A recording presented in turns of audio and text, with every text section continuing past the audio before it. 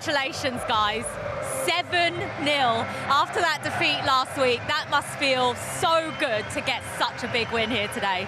Look, yeah, superb. I mean, it's what a difference a week can make. Down in the dumps after last week, that wasn't good enough from us. It wasn't us, it didn't seem like us, but today was definitely us. Anthony, was it important to show that that defeat last week was just a one-off, just a freak result? Nah, it's just about the attitude from the lads. We wanted to start off the game on the front foot, and I think we did. I think we had 3 goals in the first half, and I said to the lads at half-time, let's keep going for more, let's keep going for more. We know how it felt last week. We want to make sure Brighton feel the same. Not just any hat-trick for you today, Chris. You're the first Forest player to score a hat-trick in the top flight here at the City Ground since Nigel Clough in 1987. That's special. Yeah, it is special. I mean, it's all credit to the team. I mean, this lad, he put 2 on a play for me, which makes my life a hell of a lot easier. And then Morg's getting the pin for the hat-trick, so it's fantastic. I mean, the boys have done superb. Showed great character to come back from last week, and that's what we're about. A hat-trick of your own today as well, Anthony. A hat-trick of assists. I know you don't get the match ball for that, but as a winger, that must be just as good a feeling. Yeah, it's always nice. And I think at the end, you could probably see me keep running because I wanted the goal at the end. But nah, I said to Chris at half-time, let's just keep pushing for more. I'm happy you got the hat-trick of goals, and honestly, most important thing for me is to win, and we did that today. So he's assisted you 10 times in the Premier League since the start of last season. I think it's about time you return the favour, Chris. Look, he's very good at that. We know the relationship we have. We've got that bond, we've got that connection, and he, as I say, he does superbly for me, and it shows in the statistics, and he was outstanding today. I mean, a hat-trick of assists never goes unnoticed. The boys on flames. And just finally, guys, I know the club are aiming to qualify for Europe for the first time in 30 years.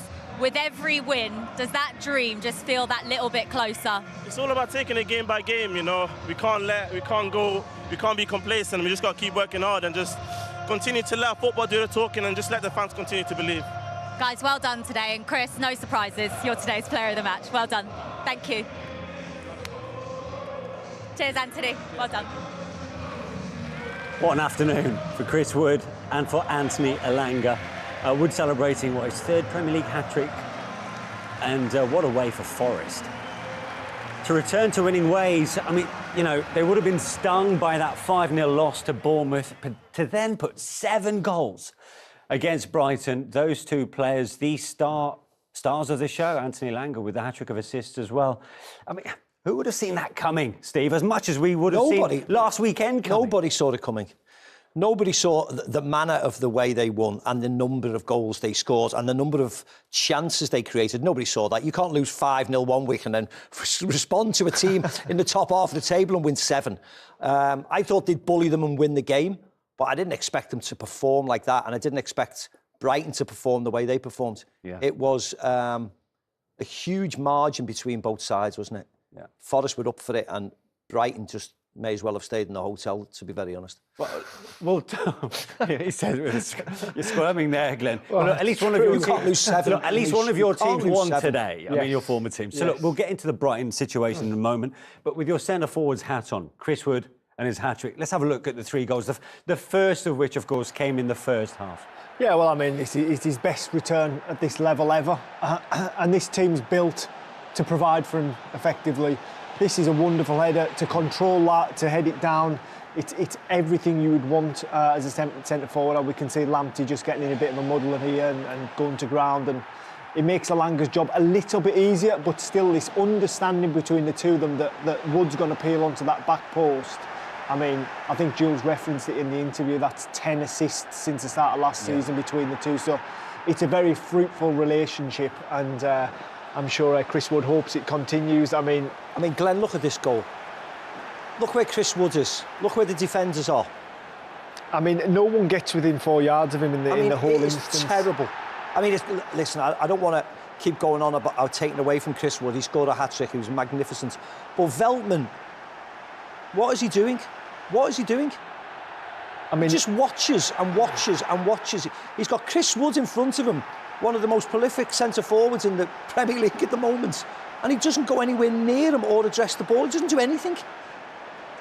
This was pretty straightforward, I'm assuming, from the officials, the penalty decision. Yeah, I mean, Tariq Lamptey, he's had a bad afternoon, and it's a clear penalty. He's got both his arms round Morgan Gibbs-White, and Gibbs White well within his right to go down, and I don't think it was a difficult decision for the referee. And then obviously Chris Wood steps up for his hat-trick. He's going to make no mistake against his old club.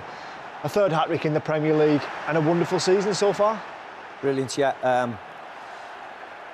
You see Morgan Gibbs White's got his arms in the air before it even goes in. He had a great day today, Morgan Gibbs White, and he's just completely eclipsed by Elanga and Chris Wood. But you can do nothing but give credit to Nottingham Forest. They responded exactly how you would want your team to respond. A poor defeat last week and brilliant today. One thing that popped up is that Anthony Elanga said in the interview, I wanted them to feel like we felt last weekend, and that's that message quite strong, isn't it? You never want to get undone like that on a football field, do you? So they wanted them to feel it, and it's that half-time, like, keep going, boys, keep scoring, and quite often the forwards are more like that. The defenders are like, we'll just take the win. But they were relentless today. They got a clean sheet as well today. All the substitutions had an impact when they all came on for Nottingham Forest, so it was a brilliant day all around for the manager and the team. Yeah, well, let's have a look at those closing minutes, because then that's when Forest really just did not give up, looking for goals 6 and 7. 6 came after 88 minutes, Steve. Yeah. And, I mean, there was a shout at one point for a Sangare handball, which would have been harsh. Yeah, it would have been very harsh. That's when he comes on as a shot, Sangare falls to the ground, and Nico Williams, and he's I know Nico from the Liverpool Academy. I'm thrilled to bits the fact that he got on the score sheet, but even 6 wasn't enough for a minute to go. He does well to lift this up, doesn't he? Because he knows there's a lot of traffic in front of him. So it takes a step and he has to dig it out. Yeah. Brilliant finish. Yeah.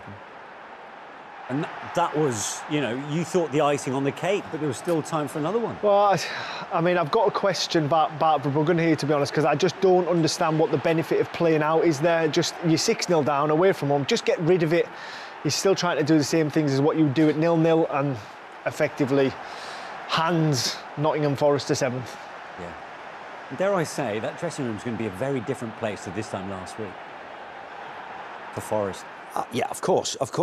And that's where Brighton are at this moment in time, if anything, worse than what the Forest fans and the Forest players were feeling last week. Because, it's never good to be beaten 5. Of course it's not good to be beaten 5, but once it gets over 5, there's almost a sense of embarrassment, isn't it? 7's never come around. That's why it's such a shock when you see them. You think it's a mistake every time you see a number 7 at a football match. And that's what they'll be thinking today. Brighton have got a long way to go, and they'll have to sit long and hard, and the manager will have to sit long and hard with his staff and try and address what has just happened, because that is nowhere near good enough. They have to do something positive next week and respond like Nottingham Forest did today.